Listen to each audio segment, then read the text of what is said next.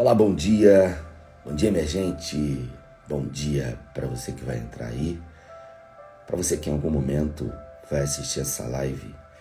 Bom dia, Jaque Freitas, Juliana Tardelli. Bom dia, Vilma Neto, Nathalie, Débora, Ávila Cedro.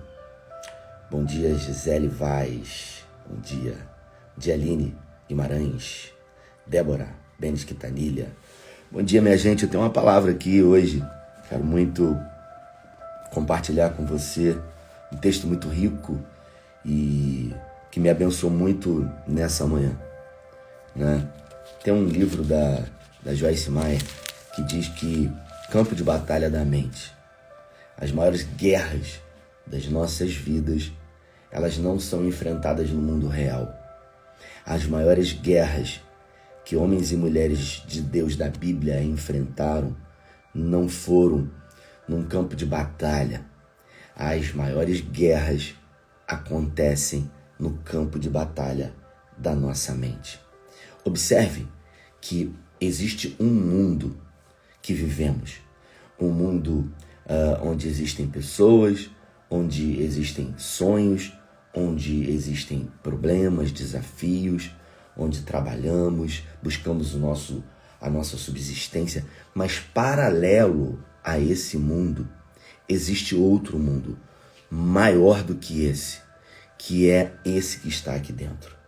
Você já parou para pensar que esse mundo que está aqui dentro, ele anda paralelo com esse mundo do lado de fora, mas esse mundo aqui de dentro, ele influencia diretamente aquilo que acontece do lado de fora.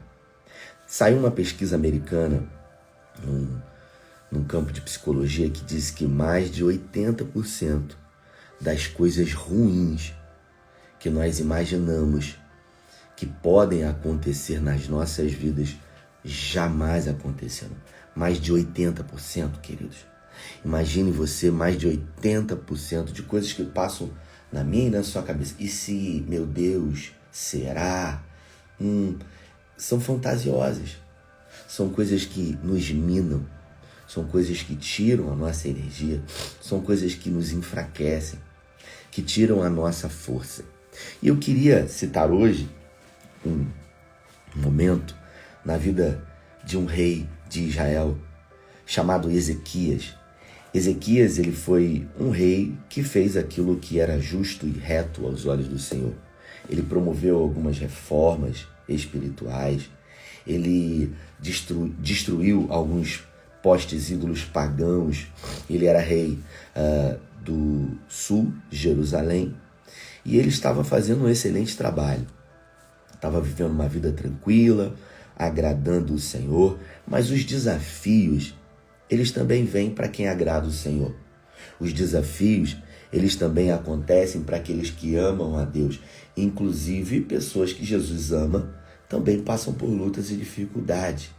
Em João, no capítulo 11, Marta e Maria mandam um recado para Jesus dizendo: Mestre, aquele a quem tu amas está enfermo. Ou seja, aquele a quem Jesus ama também fica enfermo. E a gente acaba percebendo aqui que Senaqueribe, que era rei da Assíria, tinha o seu palácio em Nínive, começou a sair de Nínive e decidir conquistar o mundo antigo. E ele começou a conquistar muitos territórios que passavam pela frente dele. Ele já havia tentado por algumas vezes conquistar Jerusalém sem sucesso, só que agora Senaqueribe, ele vem com uma estratégia diferente. Ao invés dele usar soldados somente fortemente armados, carros e cavalos de guerra, ele usa uma estratégia de guerra. Ele usa a estratégia de minar o adversário na sua mente. Quantas são as vezes diante de guerras que nós enfrentamos, que você perdeu as batalhas porque a sua mente foi minada? Porque na mente você perdeu, e se a gente perde aqui, a gente perde do lado de fora. Foi o que aconteceu com o que Senaqueribe tentou. Ele investiu contra Jerusalém, só que ao invés de sitiar tentar escalar os muros e tentar avançar, fazendo com que os seus homens pudessem morrer, ele usou uma estratégia. Olha o que Senaqueribe fez. No 14º ano do reinado do rei Ezequias, Senaqueribe, rei da Síria, atacou todas as cidades fortificadas de Judá e se apossou delas. Então Laquis, o rei da Síria, Senaqueribe, enviou o seu comandante com um grande exército a Jerusalém contra o rei Ezequias. Quando o comandante parou perto do aqueduto superior, na entrada que leva ao campo do lavadeiro, o administrador Eliaquim, filho de Uquias, o secretário arquivista real Ajoá, filho de Asaf, foram ao encontro dele. E o comandante do campo falou: digam a Ezequias o que aconteceu. Ezequias mandou o seu exército, Senaqueribe mandou o seu exército a Jerusalém. Quando eles chegaram perto de um aqueduto, não era ainda na fortaleza, não era na cidade antiga de Jerusalém. Os reis antigos tinham o hábito de fazer isso. Ezequias ele mandou representantes até a metade do caminho, Senaqueribe mandou representantes e eles conversaram.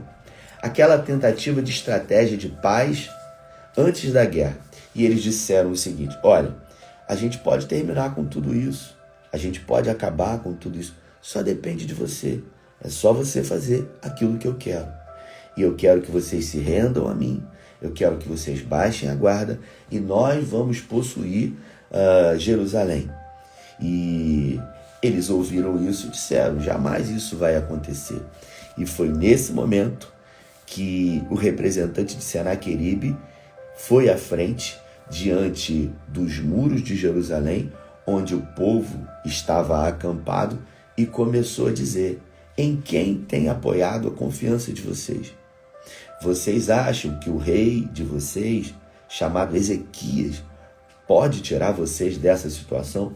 Observe a estratégia de guerra: minar a mente dos seus adversários, tirando a força e a confiança, levantando ilações e mentiras. Foi exatamente isso que aconteceu. Eu já preguei esse texto já pelo menos umas 3 vezes. Essa história é extraordinária. E nesse momento, todos que estão no muro, eles começam a ficar atemorizados, desesperados. E aí se dirigem a Ezequias dizendo: você está apoiando a sua força em quem? No Egito? Aquela cana rachada que todos que tentam se apoiar nela furam as mãos? O Egito já acabou e nada pode fazer por você. Vocês estão apoiando a força de vocês em quem? Em Deus. Observe a estratégia de Senaqueribe. Nós estamos aqui amando do próprio Deus para destruir vocês. Foi Deus que nos enviou aqui. Escute isso. Se vocês não recuarem, se vocês não retrocederem, nós vamos obrigar vocês, o texto diz, a beber da própria urina e comer das próprias fezes. Rendam-se. Ezequias está acabado. Não existe o que fazer. Deus está do nosso lado. Foi isso que Senaqueribe armou e foi isso que Senaqueribe fez. E eles começaram a dizer isso em bom tom, em aramaico.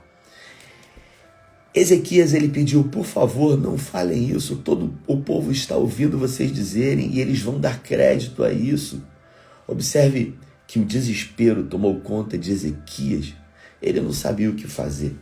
Ele rasgou as suas vestes, se vestiu de pano de saco e pediu para que chamassem o profeta Isaías, o profeta messiânico Isaías.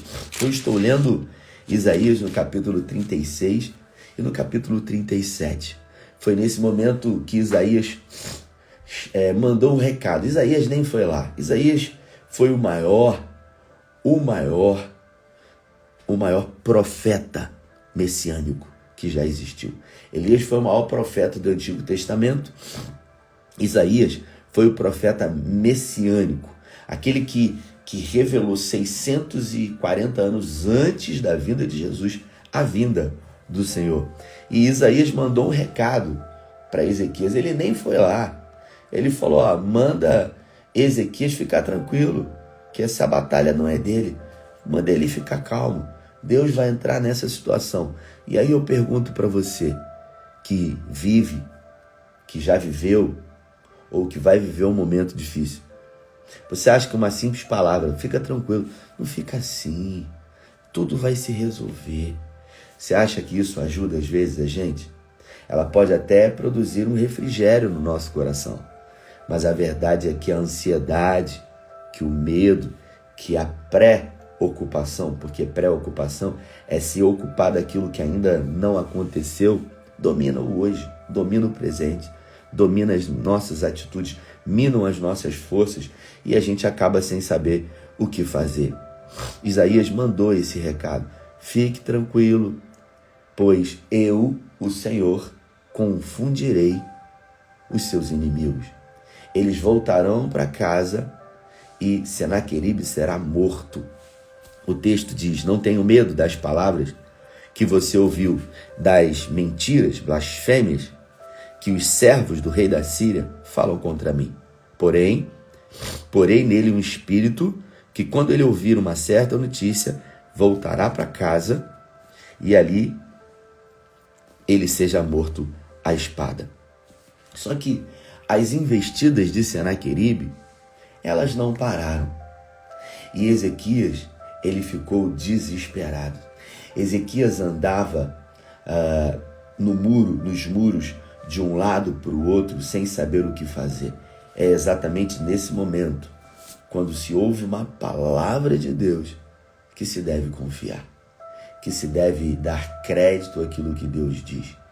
Quantas são as vezes, queridos, que nós preferimos dar crédito àquilo que a nossa mente diz, aquilo que os nossos pensamentos, aquilo que sentimentos e emoções dizem para nós. Eu vou me dirigir a você fazendo uma pergunta. Diante de desafios da sua vida, a mente fala, o corpo também. Na maioria das vezes, você prefere dar crédito àquilo que a palavra de Deus diz ou àquilo que a sua mente fala? Responda para mim. Quantas são as vezes que nós lutamos contra nós mesmos? Que nós nos auto-sabotamos, achando que não tem jeito, achando que é o fim, achando que acabou, achando que é tarde demais, achando que é difícil demais para Deus. Porque a gente começa a imaginar e a nossa mente começa a buscar coisas que já aconteceram e que não tiveram saída. E a gente começa a pensar, meu Deus, e se? O que vai acontecer? De que maneira? Meu Deus, agora acabou, agora vai acontecer isso, agora vai acontecer, agora isso, agora aquilo, agora... Observe que a mente começa a fantasiar coisas que estudos da psicologia comprovaram que nunca vão acontecer, que a gente começa a colocar os nossos pés sobre isso, que a gente começa a pisar sobre isso e depositar a nossa fé sobre isso. Queridos, todo mundo tem fé. A diferença é que existem pessoas que depositam ou que possuem a fé na derrota. Nós precisamos aprender a ter fé na vitória. Eu decido ter fé na vitória. Escreve isso nos comentários. Eu decido ter fé na vitória. Porque fé na derrota, muitas são as vezes que nós já tivemos. Muitas foram as vezes que nós damos crédito à derrota, permitindo que a nossa mente possa vagar e as preposições e as palavras pequenas dizem, e se, e agora, e se, queridos, confie na palavra de Deus. E o que aconteceu? Ezequias recebeu uma carta dos mensageiros, porque Senaqueribe não parou. Senaqueribe estava fazendo o papel dele, mas as circunstâncias também estavam fazendo o papel correto de fazer com que a fé de Ezequias pudesse ser colocada em prática. De que maneira A sua fé pode ser aperfeiçoada, se não diante de uma impossibilidade ou de uma dificuldade. Diga para mim. Então as dificuldades desse tempo presente jamais poderão se comparar com a glória que há de ser revelada a nós em Cristo Jesus, queridos. E foi nesse exato momento que ele recebeu essa carta. Abriu diante do Senhor e orou ao Senhor. Ele pegou aquela carta que ele havia recebido. E ele entrou na presença do Senhor e ele apresentou a carta ao Senhor. Observe que a última coisa que Ezequias fez foi entrar num momento de oração ao Senhor. Ele pediu ajuda a todo mundo. Ele considerou a possibilidade do rei do Egito vir ao seu auxílio. Ele considerou a oportunidade do profeta falar, porque a gente quer ouvir profeta na hora que a gente está vivendo impossibilidade. Mas quantas são as vezes que, em primeiro lugar, a gente entra no secreto e a gente fala com quem a gente sabe que precisa ouvir a gente? Eu vou contar uma história para você que aconteceu comigo alguns anos atrás. Eu contei essa experiência no Amós, quando ministrei. Alguns anos atrás, eu estava no monte com um grupo de irmãos orando. E nós estávamos no monte ali e havia um irmão que estava vivendo um momento de muita dificuldade na vida dele. Ele estava sofrendo muitas pressões. Eu não me recordo qual era o problema dele. Eu sei que aquele irmão estava muito angustiado. Era um irmão da igreja. E de repente, ali naquele monte, no meio de uma oração, o irmão, ele me abraça e ele diz assim para mim: ora por mim, eu estou precisando tanto da sua oração. Eu queria tanto que você orasse por mim. Por favor, ora por mim. Quando ele disse isso, eu confesso que no meu coração eu tive uma impressão. E a impressão foi: não ore por ele. O que você faria se você estivesse no monte? Eu acho que, não me lembro se eu era pastor ou não, eu não me recordo, mas eu tenho certeza que isso tem mais de 10 anos. A gente estava no monte, eu estava liderando aquele grupo. Imagina você nessa cena. E de repente o irmão diz para você que gostaria muito de receber a sua oração. Você tem uma impressão no seu espírito para que você não ore. E aquela impressão, ela só aumentava: não ore por ele, não ore por ele. Falei: meu Deus, isso é coisa do diabo. E que a gente está no monte para orar, a gente sobe o monte para orar. E de repente eu começo a sentir isso dentro de mim, que não é para eu orar por ele. Falei: meu Deus, o que você faria? Pense por um momento. Eu ia orar por ele, porque oração nunca é demais. Mas eu estava incomodado com aquele negócio aqui no meu peito. Eu chamei ele à parte. Falei: vamos até ali à frente. E enquanto a gente andava, eu disse para o Senhor: Senhor, me dá uma palavra aqui. Me dá uma palavra aqui, Senhor, pelo amor de Deus. E eu disse para ele: querido, você tem 2 filhos. Esse homem, ele tem 2 filhos. Imagine que o seu filho, o seu menino, ele tem 10 anos de idade. E ele está na escola e você está em casa. Eu comecei a contar essa história para ele. Ele está na escola, a escola é perto da sua casa e ele liga para você. E ele diz para você assim: pai, chorando no telefone, aconteceu uma coisa terrível. Terrível, pai. Aconteceu uma coisa terrível. E você: meu filho, o que aconteceu? E ele disse: pai, eu estou indo para casa, me espere. Eu estou correndo. E de repente esse seu filho, ele vai para casa. Só que quando ele vai para casa, ele leva o melhor amigo da mesma idade. Esse amiguinho aqui, você conhece a família, você respeita a família, vocês têm laços de relacionamento e de repente os 2 chegam em casa, os 2. E aí você recebe os 2. E aí você logo desesperado: filho, o que aconteceu, filho? Me fala, por favor. Esse amigo aqui, que é o melhor amigo, que tem a mesma idade, ele entra na frente e ele diz o seguinte: não, deixa que eu vou falar tudo o que aconteceu. Eu contei essa história para o irmão e eu disse para ele: quem que você vai querer ouvir? Quem você vai querer ouvir dessa história? E ele disse, eu vou querer ouvir o meu filho. Não, mas espera aí, o melhor amigo quer falar. Ele disse, não, mas eu não quero ouvir ele. Eu falei, por quê? Porque ele é meu filho. E ele começou a gritar, pastor, aconteceu alguma coisa? Ele é meu filho, eu quero ouvir o meu filho, eu não quero ouvir ninguém, eu quero ouvir o meu filho, eu quero ouvir o que aconteceu, eu quero que ele me fale. E quando ele se desesperou, queridos, eu disse, então por que você, como melhor amigo, quer que eu fale para Deus dos seus problemas? Deus quer ouvir você, porque você é filho. É você que ele quer ouvir, querido. Deus não quer ouvir o melhor amigo que ele confia, que ele ama. Deus quer ouvir você, porque você é filho. Queridos, quantas são as vezes que nós queremos colocar pessoas entre a nossa relação e o nosso Deus, quando na verdade o véu, ele foi rasgado de alto a baixo e nós temos livre acesso diante do Pai. Nós temos livre acesso de falar para o Pai. João 12 diz que ele veio para os seus, mas os seus não receberam. Mas a todos quanto receberam foi dado a esses o poder e o direito de serem chamados filhos de Deus. Você é filho de Deus. Você é filha de Deus.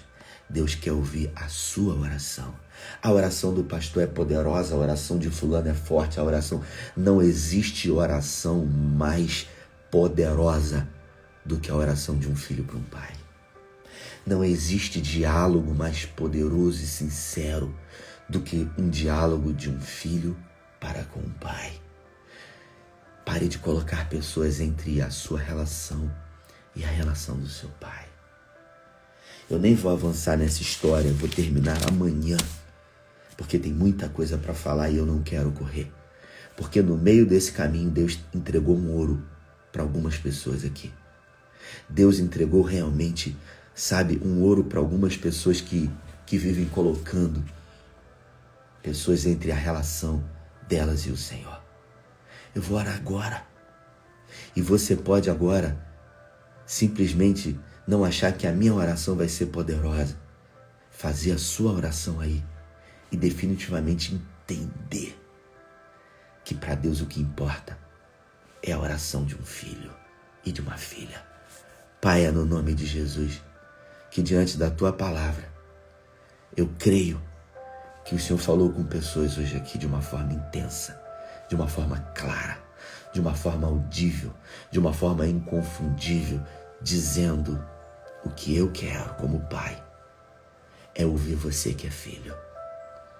É importante quando estamos no coletivo, mas é mais importante quando no individual, no secreto, você como filho e filha, revele o seu coração para mim. E eu como pai que amo, ouço, acolho, recebo, abraço você e as suas orações. É no nome de Jesus, Senhor, que eu peço que o Senhor escute cada oração que está sendo produzida agora, de filhos e filhas do Senhor. Em nome de Jesus, amém. Que Deus nos abençoe e nos guarde, faça resplandecer o seu rosto sobre nós, nos encha de graça e nos dê a paz. Se fez sentido para você, compartilhe, abençoe pessoas com essa palavra. Excelente terça-feira para todos nós. Valeu!